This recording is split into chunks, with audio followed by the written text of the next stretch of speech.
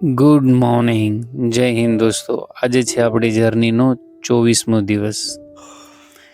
આજ પણ આપણે આપણું કર્મ અને જે કહેવાય કે આપણું ધર્મ પૂરું કરવા આપણે આપણા ટાઈમે ઉઠી ગયા છીએ અને આપણું ડાયટ જે છે એ પ્રિપેર કરવાનું જે આપણું પેલું રૂટીન છે આપણે એને ફોલો દરરોજ એક જ ટાઈમે કરી છીએ અને આજ આપણો ટાઈમ છે. આપણે આજ ટાઈમમાં આપણી ડાયટ જે છે એ પ્રિપેર કરી છે. દોસ્તો, આજ આપણે વાત કરવી છે આળસ ઉપર. આળસ શું છે? માણસ લગભગ એમ માનો કે જિંદગીના ઘણા એવા સમય જે છે એ આળસમાં વિતાવી દે છે. મતલબ એવો ઘણો સમય જ્યાં ઘણું બધું કરી શકતો હતો. કહેવાય કે એવા દિવસો જે કદાચને હવે પાછા પણ ના આવે, જે આળસમાં એને ગુમાવ્યા છે. તો આળસ શું છે? આજે આપણે એ સમજવું છે દોસ્તો. આળસ એ વ્યક્તિને કહી શકાય કે જેની પાસે સમય હોય, જેની પાસે કરવાની ખરેખર ઈચ્છા પણ હોય અને એમ કહેવાય કે એની પાસે બધા રિસોર્સ પણ હોય, પણ તે છતાં એ વ્યક્તિ જે છે એની આળસને અને એના જે મન છે એની આગળ જીતી નથી શકતો. એટલે કે એના આળસ અને વિચાર કામને કાલ ઉપર ટાળવાનું, દીથી દી નવા બાના ગોતવાનું અને એમ કહી શકું કે ખુદને જે છે એ બહાર કાઢી જ ન શકે આ ઝોનમાંથી. કેમ કે એનું મન જે છે આ એક જાલમાં ફસાઈ જાય છે. આળસ આમ તો માણસના, એવું નથી દોસ્તો કે કોઈ માણસને આળસ ન આવતી હોય. હું જો મારી ખુદની વાત કરું તો હું ખુદ આળસ અનુભવું છું, પણ મન જે છે એને જો તમે નિયંત્રણ કામમાં રાખશો તો આળસ પણ દૂર થશે. ઓલું કહેવત છે ને કે આરસોડાને અણઘણું ગમે પણ કરવું એના મનને કાંઈ ના ગમે. તો આ જે છે દોસ્તો મનનો ખેલ છે. આળસ પૂરતું તમારી ઉપર નિર્ભર કરે છે કે તમે કેમ કે દરરોજ જેમ તમે ઉઠો છો ત્યારે સવારના પોરમાં તમારું મન અને તમારી બંને વચ્ચે એક જંગ ચાલે છે. એમાં જો તમે જીતો તો તમે ઉઠીને તમારી રોજનું જે રૂટીન છે એ ફોલો કરી શકો છો, અને નહીંતર તમારો જે મન છે એ તમારી ઉપર વિજય પ્રાપ્ત કરે અને તમે સૂઈ જાઓ પાછા. આળસ બસ હા અને નાનો આ બે વસ્તુનો ફર્ક છે દોસ્તો. મારે કરવું છે અને હું કરીશ, આ બે શબ્દમાં આમ લાગે છે સિમિલર, પણ ઘણો ફેર છે. કેમ કે આળસ જે છે માણસને કામને ટાળવાની જે આદત બની જાય છે આળસમાં, એ જે આદત છે એને બહાર નીકળવું બહુ જ મુશ્કેલ લાગે છે. અને પછી જ્યારે કોઈ નવી એક્ટિવિટી કરે છે કે નવું વસ્તુ કરે છે તો એ એના શોર્ટ માઇન્ડના લીધે બહુ જલ્દી ગીવઅપ કરી જાય છે.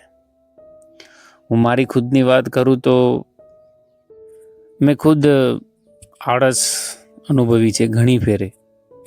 કેમ કે જે પણ ડિસિપ્લિન હોય એના રૂટીનને લગતું જે પણ કામ કરે છે દરરોજ, એ પણ આળસને અનુભવે છે.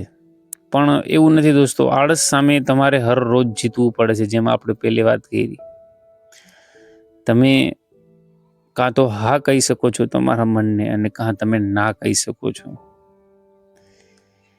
કેમ કે અર્થાત રૂપ એક જ વસ્તુ બને છે કે જે કર્મ જે છે એ કરવાનું જ છે. અને આળસ જે છે એ માણસને ખરેખર અધમરો પણ કરી નાખે છે આમ જોવા જાય તો. કેમ કે છેવટે સમય અને તક જે છે એ જતી રહે છે. પછી માણસને સમજાય છે કે આ સમય અને આ તક જે જતી રહી છે હવે એ પાછી નથી આવવાની, અને જે હું ગુમાવી ચૂક્યો છું કદાચ ને હવે હું ભરપાઈ પણ નહીં કરી શકું. એટલે આળસ જે છે દોસ્તો એને તમે તમારા વિચારોથી જ હરાવી શકો છો. એના ઘણા બધા મુદ્દા છે જેની ઉપર આપણે વાત કરશી અને ચર્ચાઓ પણ કરશી. આજે આપણું બેક ડે હતો, એમાં આપણે સિમ્પલ એક્સરસાઇઝો બધી ફોલો કરી હતી. દરરોજનું એક જ ટાઈપનું રૂટીન પણ છે ને દોસ્તો, એ તમને આળસથી પાર ઉતરવામાં કામ આવે છે. કેમ કે નાની નાની જે આ બદલાવો છે, જે એક્ટિવિટી તમે કરો નાની નાની, એથી તમારી આળસને તમે દૂર કરી શકો છો. આળસ આમ તો ઘણી ફેરે તમને જે છે એ કામ કરવામાં મન જ ના લાગવા દે. કેમ કે જેમ મેં પહેલી વાત કરી, કોઈ નવી એક્ટિવિટી એના માટે બહુ જ ચુનૌતી ભર્યું પણ હોઈ શકે છે. એટલે જીતવું અને કામ કર્યા રાખવું, આ બે વચ્ચે પણ અંતર છે. કેમ કે તમે ચાલુ કરો ત્યારે તરત જ કોઈ આડસોડો વ્યક્તિ જે ચાલુ કરે છે, ડાયરેક્ટ જ જીતની વાત કરે છે. કેમ કે એનું માઇન્ડ જે છે એ રીતના પ્રેક્ટિકલ ફોર્મમાં કામ જ નથી કરતું. કોઈ પણ વસ્તુને જે છે એ શોર્ટ કરવામાં ગોતે છે, અને જો એક્ટિવિટી કરે છે પણ તો રિઝલ્ટ એમાં જલ્દી અનુભવવાની કોશિશ કરે છે. આળસને દૂર કરવાના આમ તો ઘણા સિમ્પલ અને સચોટ તરીકાઓ છે,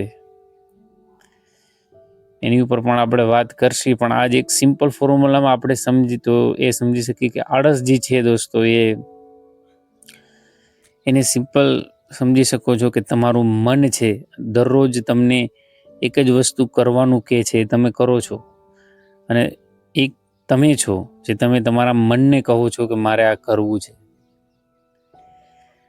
તો આ એક મનની ગુલામીનો પણ સંકેત છે. કેમ કે યાદ રાખવું દોસ્તો, કે મન કોઈ દિવસ તમને એ છે એવી સ્થિતિમાં નહીં જોવા માંગે કે કોઈ બહાર ઉચકે, કોઈ વસ્તુ કરે, કોઈ કામ કરે.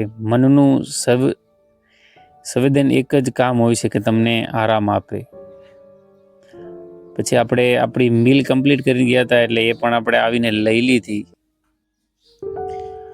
બાકી આળસ જે છે દોસ્તો, એ ઘણી ફેરે માણસને જે છે એ પ્રસંગોમાં કે કોઈ પણ વ્યક્તિગત ઓળખાણમાં પણ પાછળ પાડી દે છે.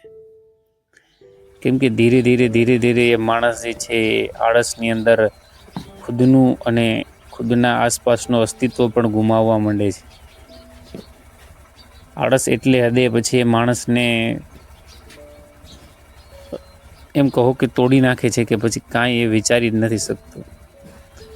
તો દરરોજના જેમ એક જ રૂટીન ફોલો કરતા આપણે આપણા કામે નીકળી ગયા છીએ. અને હું જો મારા રૂટીનની વાત કરું દોસ્તો, તો અઠવાડિયું શિફ્ટ ડે ને નાઇટ હોય છે, તો પણ હું મારા રૂટીનને જે છે એટલું ફ્લેક્સિબલ રાખું છું. સાંજના આપણે એ જ ટાઈમે પાછા આવી ગયા, અને આવીને આપણું જે રોજનું ચિકન લેવાનું હોય એ પણ આપણે લઈ અને આપણું આવી અને આપણે હાથે બનાવવાનું હોય છે, એટલે એ પણ આપણે પૂરી કોશિશ કરી છે. તો એક આ પણ વાત છે દોસ્તો, કે આળસુડો વ્યક્તિ જે છે એ ખુદને ચુનૌતી નથી આપી શકતો, કે એના વિશે વિચારતો પણ નથી.